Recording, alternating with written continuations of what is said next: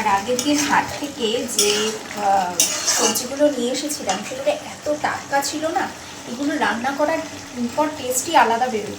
আমরা এখানকার বাজার থেকে যেগুলো কিনি সেগুলো তো 2-3 দিনের আগে তোলা বা স্টোরে রাখা এই ধরনের, কিন্তু হাটে গেলে না খুব মানে সতেজ জিনিসপত্র, কালার দেখলেই বোঝা যায় কতটা সতেজ।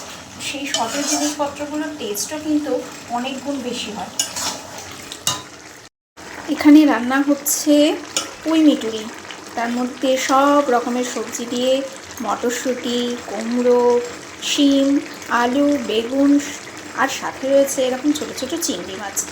চিংড়ি মাছ দিয়ে রয়েছে পুঁই মিটুরি চচ্চড়ি।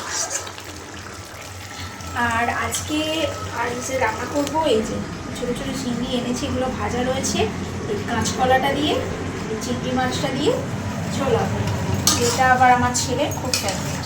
তো আজকে এটাই হচ্ছে আমাদের রান্না বান্না।